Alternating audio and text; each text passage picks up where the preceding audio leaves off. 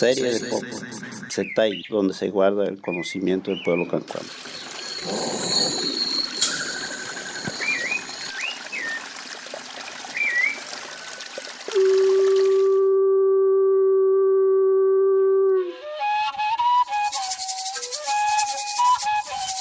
Esta es una estrategia del pueblo indígena cancuamo para cuidar, proteger y compartir la palabra y el pensamiento ancestral que nace y está en el territorio. Este podcast recoge la palabra de autoridades tradicionales, mayores, mujeres, jóvenes y comunidad.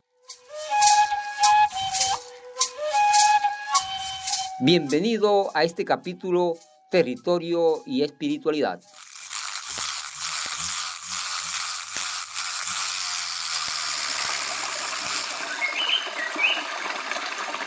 Nosotros representamos el territorio, nosotras las mujeres somos las que representamos el territorio. Y por eso en el territorio, todo lo que existe en nuestro territorio, nosotros lo tenemos en nuestro cuerpo. Por eso la importancia de nosotros de cuidar y protegernos, nosotras como mujeres indígenas, es cuidar y proteger principalmente los 4 elementos de la vida, que son agua, fuego, aire y tierra. Entonces, si nosotros somos las cuidadoras, tenemos que cuidar y proteger eso. Si nosotros protegemos eso, vamos a tener cancuamos para toda la vida.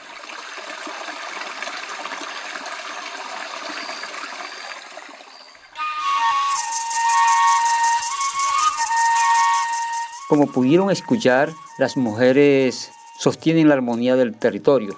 Para el pueblo cancuamo, el territorio no es un recurso, es un ser vivo, un ser con el que se mantiene un pacto espiritual desde el origen, donde está plasmado los saberes ancestrales y donde está el tejido y el sustento material de la comunidad.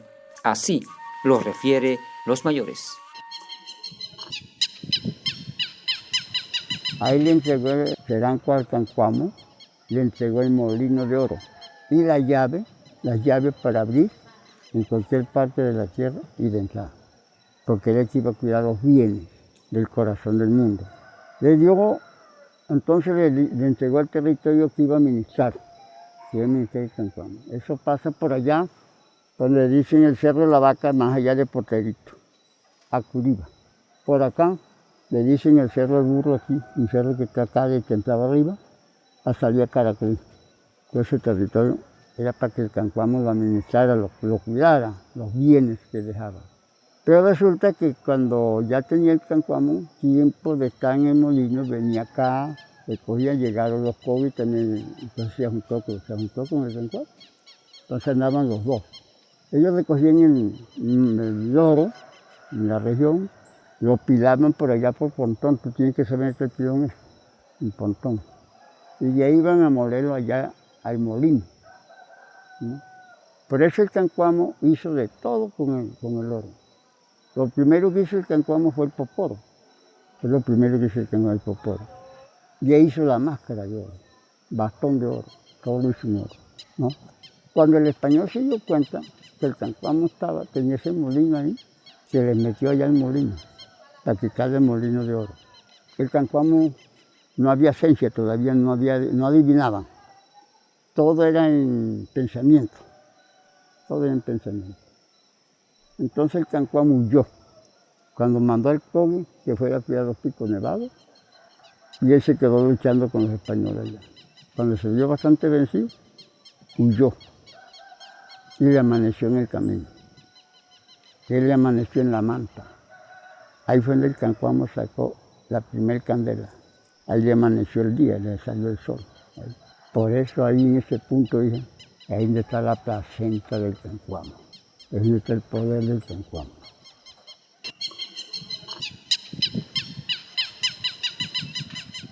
Anteriormente, el pueblo cancuamo tenía la sabiduría más sabia que los demás pueblos. O sea, tenía un conocimiento, nuestros mamos, nuestra saga, ¿sí? Tenía un conocimiento más avanzado. Por eso, en un momento, nosotros fuimos atacados, pero más sin embargo, sí, atacado por la invasión capuchina, por los españoles, sí. Más sin embargo, nuestros viejos lograron, digamos, a resistir, sí. Y ahí entiendo por qué el ser cancuamo, por ese pensamiento fuerte. por ese pensamiento que ha sido inamovible, ¿ya? Por ser ese can.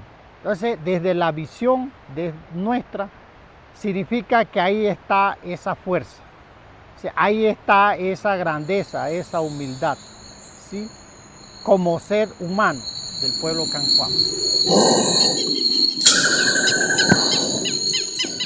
El legado del cancuamo es el punto de la piedra, hija. Es el legado principal. La piedra representa el mundo entero. La sabiduría del cancuamo es la piedra.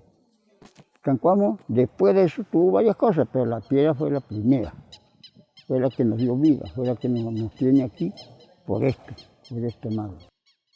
¿De dónde viene el can? ¿Sí? ¿De qué árbol? De la piedra, ¿sí? Del peñasco que uno llama, de ese murundúa, que no, es el único pueblo que habla del murundúa, es el árbol mayor. En este viaje pueden escuchar a quienes cuidan la sierra como un templo, a quienes ven en cada cerro, en cada río y en cada piedra la presencia de sus ancestros. Ahora escuchemos cómo la mujer se ve representada en el territorio y en lo espiritual. Hay árboles machos y hay árboles hembras. Los árboles hembras son los que dan fruto. El hombre es el complemento de nosotros. En los arroyos estamos nosotros representadas, en los cerros estamos nosotros representadas, en todo lo que está en las lagunas mayores, las lagunas menores, en todo eso. Porque nosotros, en nosotras las mujeres, está todo lo que nosotros, todas las partes de nuestro cuerpo está representada en la naturaleza. Todo lo que nosotros tenemos. Los ojos están representados, el cabello, la cara, todos nosotros, los senos que representan los cerros. También representan los senos, también representan el tema del agua, porque nosotros ahí damos vida. Nosotras somos las que damos la vida también, porque nosotros representamos la madre agua. Hablamos mucho también de unas lagunas mayores, y nosotras las mujeres, solo nosotras las mujeres tenemos la laguna mayor. En el pueblo cancuamo, en nuestra cultura, existe la cancurúa hembra, que la cuidan los hombres, ahí van los hombres y ellos cuidan eso, la mantienen sus fogones al día, sus materiales tradicionales, también el ordenamiento donde se sienta cada quien, cada autoridad tiene su puesto, todo eso, y hay un respeto, hay un orden para llegar a esa cancurúa. Y la otra cancurúa es la cancurúa macho, que es la que representa el hombre, pero que la cuidamos las mujeres. Por eso en nuestra tradición siempre nos indican a que la complementariedad es muy buena y que tenemos que cuidar y proteger eso. Por eso nosotros hablamos mucho de ese orden, de ese respeto que hay que tener hacia los espacios tradicionales. Y así entre el hombre y la mujer, porque ahí representamos el territorio también. Entonces el territorio, uno para llegar a un territorio ajeno hay que pedir permiso. Entonces por eso es la importancia de ese ordenamiento en esos dos espacios sagrados.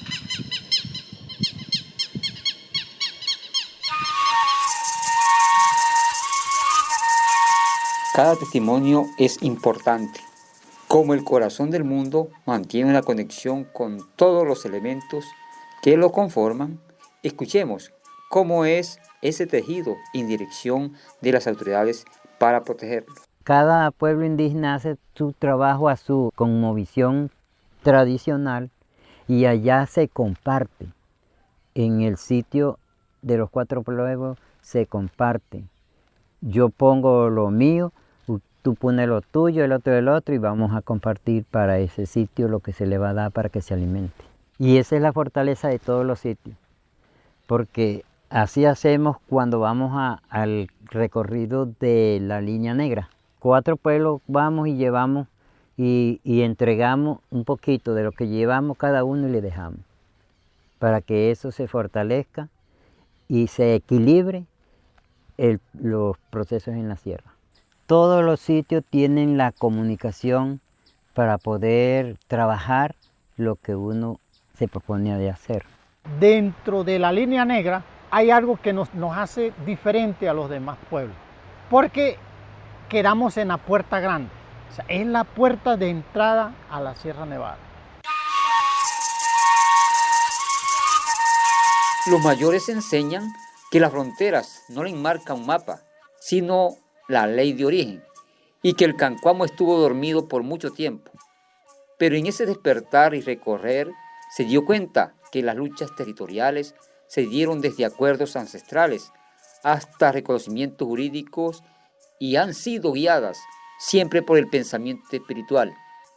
Y hoy el Macú Jaime Enrique Arias recuerda cómo ha sido esa lucha del pueblo cancuamo para retomar y defender su territorio. El renacer cancuamo surge por un conflicto territorial, cuando los hermanos del pueblo arhuaco, el Incora les adquiere la Finlandia y la Gloriosa. Y ahí fue donde la gente se pellizcó, se constituyó un comité de tierra y en esos momentos llegó la UNID. Llegó la UNID a asesorar a los huivas, fueron a una reunión en Rongoy y vamos a ver que los huivas no aparecieron. Entonces ellos se llevaron los víveres para la reunión y ahora ¿qué hacemos? Y llegaron aquí a Tanque. Creo que aquí se encontraron con el señor Basilio, con el finado Saúl Martínez, con Rafael Ramón, con Orlando Arias, bueno, Alfonso Gutiérrez, Elga Díaz, toda esa gente que estaba en ese momento como en movimiento. Y entonces dijeron, no, hagamos una reunión aquí. Y fue un taller sobre ordenamiento territorial. Se organiza un grupo que se va a luchar allá a la Finlandia y la Gloriosa. Y ahí cuentan que los arhuacos hacían la casa en el día y los cancuamos en la noche se la quemaban. Y así hasta que ya lograron fue dividir eso, quedó una parte para los cancuames y otra para los arhuacos. Ese fue el germen de la organización, el germen de la lucha territorial. Pero bueno, ya en el primer congreso del pueblo cancuamo que se realiza en Atanquis, yo recuerdo que uno de los mandatos principales que salió fue lograr la constitución del resguardo cancuamo y la conformación de la entidad territorial indígena y la recuperación y apropiación del territorio ancestral. Luego, en el segundo congreso, se ratifica el mandato para el resguardo y se inician las gestiones.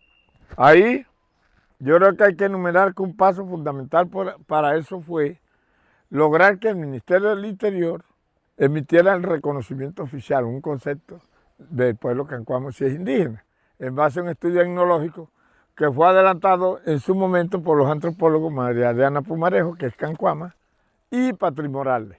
Con ellos hicimos una serie de talleres y en el año 97 se emitió ese concepto positivo de que el pueblo cancuamo es indígena.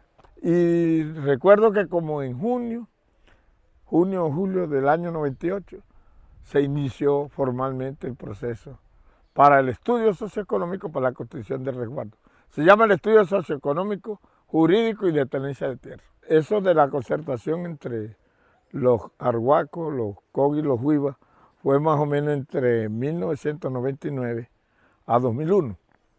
En el año 2002 creo que otra cosa importante fue que ya los pueblos de la sierra firmaron un documento oficialmente apoyando el resguardo.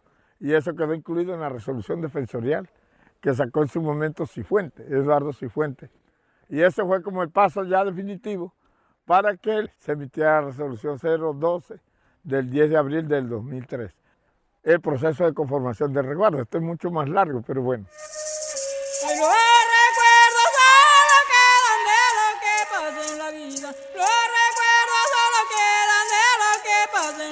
Hoy las amenazas están latentes y son reales.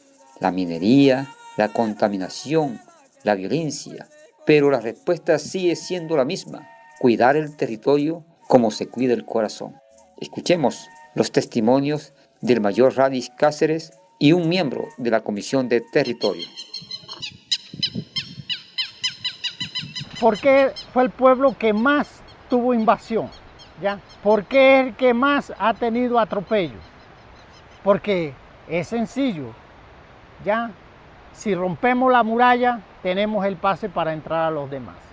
Eso no significa que nosotros como pueblo cancuamo nos vamos a sentir grandes. No, es una responsabilidad que es muy diferente. El territorio ancestral del pueblo cancuamo y de la Sierra Nevada de Santa Marta ha tenido y tiene graves afectaciones de tema minero energético.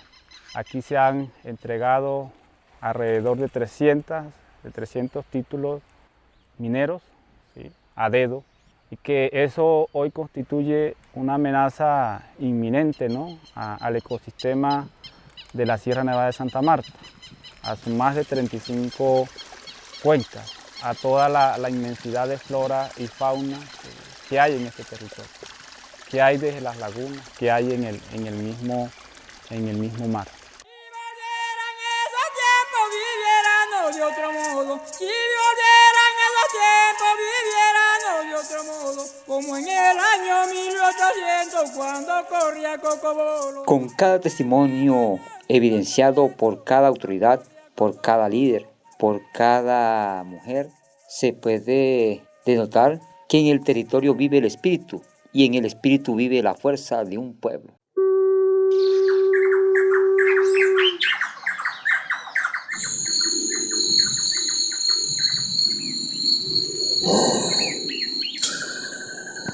Serie de Popo, Setay, donde se guarda el conocimiento del pueblo cancuamo.